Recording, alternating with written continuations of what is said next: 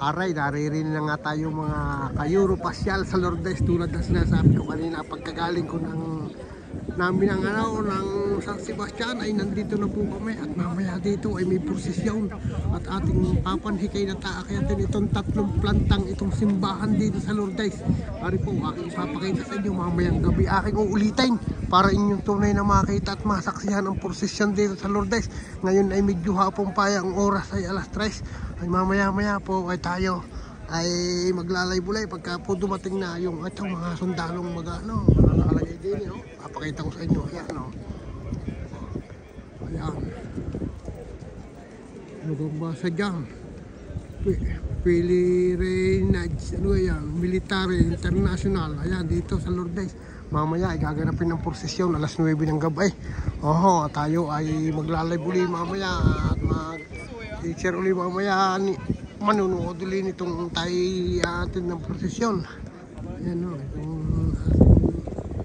papakita sa inyo at ating pupuntahan lahat ng pwede natin maabot at pupuntahan dito sa Lourdes. Kaya inyo po panuorin at gabayan itong ating video na ito hanggang sa mamayang gabi. Akin titirahin muna ito hanggang sa kung saan nagpakita ang Birhen Maria. Pero papasukin ko muna yan natin itong simbahan. Itong tatlong palapagay, napakalaki. Pati yung mga dating pinanliliguan pa, mga ka-Europasyal ay akin papakita sa inyo. Kaya lang ay inyong pag-aagawan panuorin at medyo mahaba-haba ito. Pero inyo namang masasaksihan kung anong meron dito mga kapasyal. Ayan. Ito. Punta muna tayo sa loob ng simbahan. Ay napakalayong ayan at napakalayong lakarin. Ay tunay siyang ngamayang pa bago makadating. Ay tunay tayo mananalangin at magpapasalamat sa mga biyayang binibigay sa atin ng ating Panginoon na siyang lumikha sa lahat. Ayan po, maraming salamat po at kami naririto ulit sa Lourdes. Yan, lubos-lubos ang pasasalamat. Ito'y sobrang makakahabang video ito dahil sa dami ng pupuntahan at papasukin ay kailangan inyo makita at masaksihan. Pupunta pa ako dun sa likod na naroon ng grutaw at saka yung pinaliliguan dati. Ipapakita ko sa inyo. Ay talagang paspas na ang lakar ay bago makarating sa lakay ng simbahan pong ito ay may aakyatin pa tayo doong hagdan. Ay gusto kong ipakita sa inyo ng lubusan ang lahat na kung ano ang mayroon sa kalooban na simbahan ng Lourdes. Yan, ipapasilip ko po sa inyo at inyong panuorin mga ka-Europasyal. At mamayang gabi aking uulitin pagka may prosesyon na. Yan. Yan ang simbahan ng loob. Okay.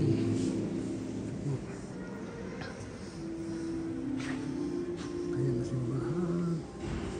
Yan, tapos ating aakitin mamaya yung pangalawang planta at saka yung pangatlong planta. Ayan, haabot siguro ito ng mga 11 minutos o 12 minutos. Ay napakapala ng pakapalang tao. Makikita nyo ang galing ako sa loob, pero mamaya sobrang kadami na ng tao. Mamaya ako papasit din sa mamaya ako a-adjoin na rin pa itaas na ray. Pupuntahan muna natin yung grotto kung saan nagpakita ang Birhen Maria. Ayan, lalakad muna ako paparnay at ng inyong makita at masaksihan mga ka-Europasyal. Ito ay tabi ng tubig. Aray, panuorin ninyo at ng inyong makita tunay na nilalaman. Ayan, dyan nakuha ng nakuha ng tubig. Ito yan ako, nagkukuha na ng tubig. Yung tubig na ito nilalagay sa lalagyan, dinadala sa kanilang bahay. Gagamit ito sa mga pwedeng ipunas-punas sa lahat ng masasakit, pwede rin inumin. Ayan, opo. May misa din ay mga ka-Europasyal sa pinagpakitaan ng Birhen Maria. At aking papasilip at papakita sa inyo kung anong meron sa tabi nito. Aray, silipin na ninyo. At aray ay karni na ng garnay ang tubig na aray. Hindi na nabawasan ang laki, hindi na nadagdaga, hindi hindi na aliyay at hindi na laki. Basta kahit anong araw at kahit anong buwan ka pumarinay, tiyak na garinay ang tubig na aray. Yung makikita oh. Ay ano bang Kayseg? Hindi lang sa Kayseg, yung sanay kayo makapunta dito. At unang-una marating ninyo itong Lourdes. Oo. Sa pamamagitan ng video ito ay aking ibabahagi sa inyo at aking ipakikita. Ayan, sana huwag kayong mananawa sa panunood. Ayan, ayan po nga nakapila na yan. Ayan ang papunta doon sa kuweba na yun kung saan nagmimisa. Oo, ayan, nagmimisa. Ito yung oras ng mimisa ngayon eh. Ayan, ayan, doon pakita ang Gloria al Padre, al Hijo y al Espíritu Santo. Doon po siya nagpakita. Ayan. Primer misterio luminoso, el bautismo de Jesús en el Jordán. Papasokan niyo yung kuwebang yan. Dios Padre nuestro, tú que en el bautismo de Jesús nos revelaste que Él era tu Hijo amado, ayúdanos a saber que nosotros somos tus hijos ng inyong mga kasakit y a at permanecer kasakitan. siempre en tu amor. Ako isa po sa nananampalataya. Okay, ang dami na sandalo dito. Llamados a unidad en la fe. Yun naman po lugar na yun, yung kabilang yun, pakikita ko rin yung Europasyal, hindi ko na lang pupuntahan ngayon. Doon po dati ay nililigo, yung ilulubog para naliligo. Ngayon, pinagbawal na mula nung mag-pandemic, binabasa na lang ang kamay at parang hinihilamusan ang mukha. Yan po, yan ang aking may ambag sa inyo. At tayo babalik doon para mabalik natin yung paitaasan. Yan nga yung sabi ko sa inyo kanina. Na hindi nagpakita ating mahal na ina. Dios te salve María, llena eres de gracia, el Señor es contigo. Bendita tú eres entre todas las mujeres y bendito es at yun naman po kabilang yan ay ito ay napakalaki ng loob. Dios te salve María, llena eres de gracia, el Señor Mabalik es tayo din contigo. at aking adyohin niya rin yung Bendita tú pagkakas eres entre para todas las may mujeres y ipakita. bendito es el fruto de tu vientre. Lalakad ulit tayo, pumalik. At tayo na may nakapagmulisa na kanina ay para naman din natin may pakita kung saan nakakuha ng tubig. At aakyat ulit tayo pa itaas. Para yung mga kapasyal, ka-Europasyal. Mamaya uling gabay ay ako kami atin ng ang tawag dito ng prosesyon. Ay aking ilalay muli at pakikita sa inyo. Prosesyon dito, ayan ang aking kasama. Ay, pangiti-ngiti diya. Ano ka? Ayun, ayos. O yan, di na nakuha ng tubig po. Tayo sa taas sa atang aakyat din eh. Para lubusang makita, yan, nakuha na ng tubig. Ay, lalaki ako. Ito makuha ng tubig.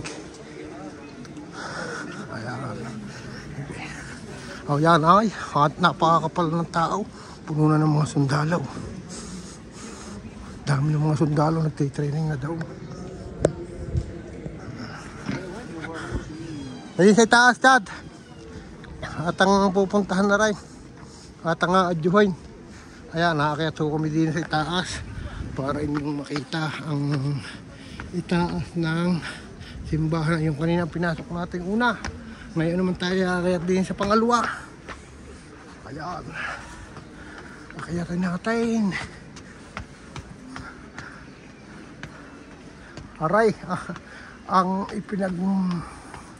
mamalaki nating mapuntahan. Tunay na kahit na mataas ang online natin titiisain. Atin lang mapuntahan ang itaas. Yan.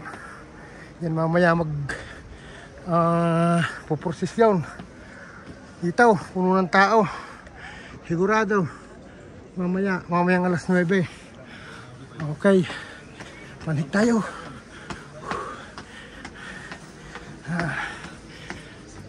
Ayan.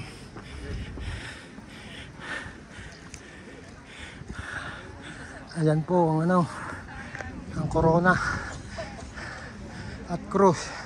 Akit ulit sa itaas.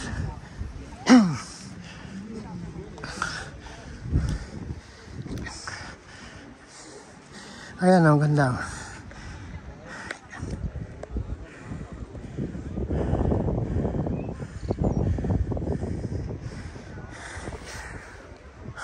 Ayan, narito na kami sa pangalawang planta.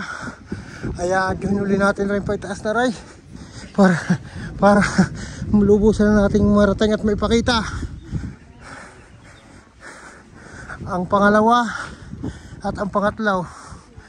Ayan tayo, saglit. Mahaba-haba na ito, baka mainip na kayong manood, pero inyo pong panoodin para kayo nakarating na rin ng Lourdes, France. Ayan, papasukin natin ang pangalawa.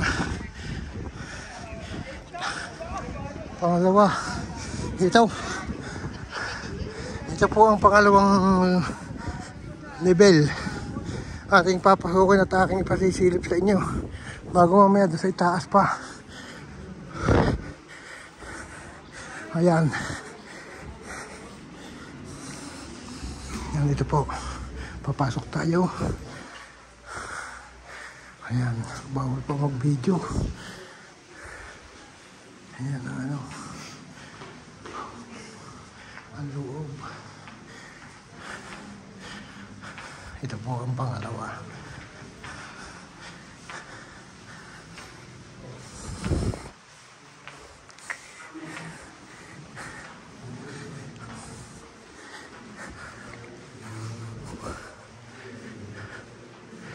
Ito. Ayan po. Ayan po yung ano, pangalawang planta. Babalik tayo din sa itaas. Nung makita naman rin itaas.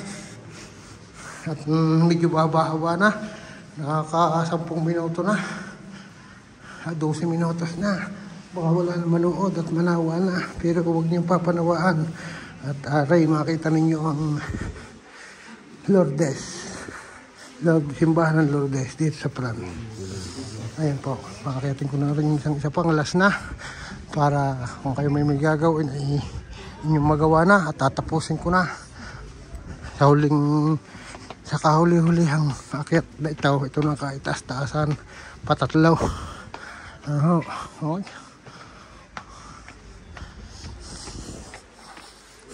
Ayan ang patatlaw. Mawalang galang na po tayo ipapasok. Ibibidyo ko lang po para maibahagi sa mga lahat ng kasama. Kayo pasyal yan. Ito na po ang patatlong planta.